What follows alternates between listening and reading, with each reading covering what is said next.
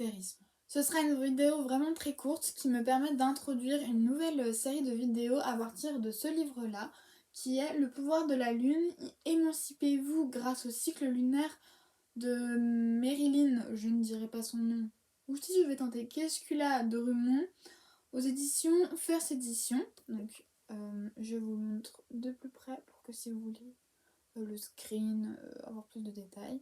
Déjà en fait, j'adore ce livre, il est très très beau. Vraiment, par exemple, rien que des petits détails comme ça. Vous voyez, ces illustrations sont magnifiques. J'avoue que je vous présente beaucoup, à chaque fois je vous présente les livres avec lesquels je prends les connaissances, parce que je n'ai pas la science infuse, par exemple, ça, c'est magnifique. Et j'ai du mal à pouvoir apprécier un livre qui parle d'un sujet qui me tient à cœur sans qu'il y ait des belles illustrations. C'est pour ça souvent quand je vous présente des livres, c'est soit il y a souvent de la couleur, il y a souvent des petits dessins et c'est vraiment quelque chose que j'apprécie. Donc tout d'abord, je vais vous dire dans l'introduction en quoi la lune nous aide. Donc tout d'abord, la lune permet de nourrir l'éclat qu'on a en nous en posant des limites saines. Elle permet aussi de nous reposer et de nous divertir davantage. Et grâce à son cycle, si on s'écoute attentivement pendant tout un cycle, qu'on arrive à repérer quel moment on est plus dans la conception, plus dans la réflexion, plus dans la création, vraiment réussir à organiser le cycle lunaire, d'adapter notre vie au cycle lunaire et à ce qu'il apporte en nous, ce qu'il dégage pour pouvoir être le plus optimal dans chaque partie de nos vies. La lune permet aussi de comprendre nos besoins et d'appréhender les outils qui nous permettent de les satisfaire. Donc en fait, caler notre vie sur les cycles naturels, comme par exemple le cycle de la lune, ou même le jour, la nuit, les saisons, ça nous permet de développer une aisance, de la créativité et de la fluidité. Donc en fait, les cycles naturels, c'est un peu notre carte qui va nous aider à trouver notre temps divin, donc le temps dans lequel on est le plus optimal pour faire telle activité et aussi qui nous permet de trouver le bonheur. Donc dans notre monde aujourd'hui, on est vachement axé sur la productivité, toujours faire plus à un rythme effréné, de ne plus trop s'écouter. Et en fait, c'est à travers mes vidéos, c'est ce que j'aimerais dégager, essayer de peut-être déclencher des trucs chez vous, je ne sais pas.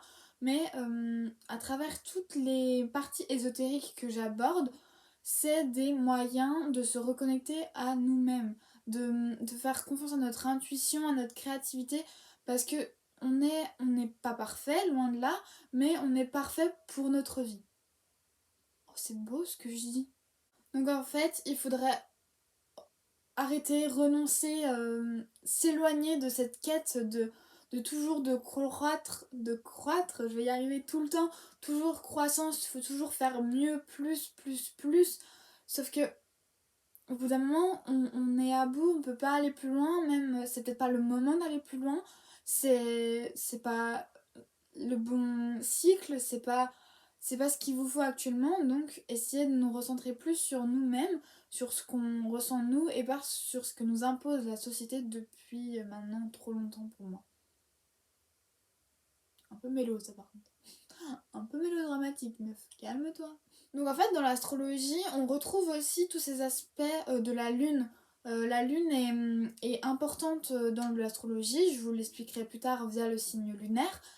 Et du coup on a une dualité, oui, de mondes qui s'opposent entre la lune, je vais y arriver, ce matin c'est compliqué, la lune et le soleil. Donc pour le soleil, c'est la partie beaucoup plus masculine, beaucoup plus externe, c'est la façon dont on brille en société, c'est la façon dont les autres nous perçoivent.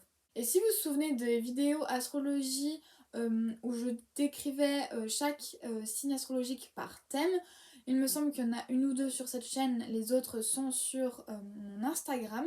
Le nom c'est le même que ma chaîne YouTube, si vous voulez aller voir et que je n'ai pas fait votre signe dans ceux qui sont ici. Donc je vous disais souvent que le signe solaire c'est votre phase externe, c'est comment on vous perçoit, quels sont les premiers traits de caractère très grossièrement qui ressortent de vous. Et on retrouve à nouveau ça avec l'aspect du soleil qui est décrit ici. Et du coup, la lune a une partie un peu plus féminine, un peu plus interne. C'est un peu celui qui va nous... Enfin, l'astre qui va nous permettre de décrire notre histoire, celui qui va être...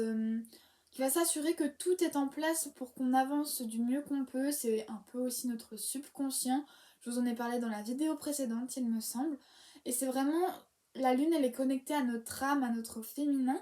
Et je pense que quand on abordera ensemble, surtout quand je vous donnerai les clés concernant les signes lunaires, et ben vous pourrez peut-être trouver dans votre intérieur en fait.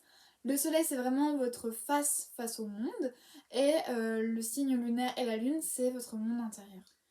Et toujours en comparaison, en complément avec l'astrologie, la lune, c'est celle qui va nous permettre d'aboutir à nos objectifs, à notre but. Donc si par exemple, quand je ferai la vidéo sur les signes lunaires, vous ne vous reconnaissez pas dans votre signe lunaire, ou il y a des éléments que vous percevez, mais c'est pas totalement ça, c'est qu'en fait, votre signe lunaire, c'est l'objectif que vous avez. C'est votre but à atteindre, oui, c'est un peu votre destin. Je ne dis pas que tout est tracé d'avance, mais je pense qu'on a des prédispositions qui fait qu'un chemin sera mieux pour nous qu'un autre et la lune nous permet de trouver le bon chemin, celui qui nous conviendra le plus.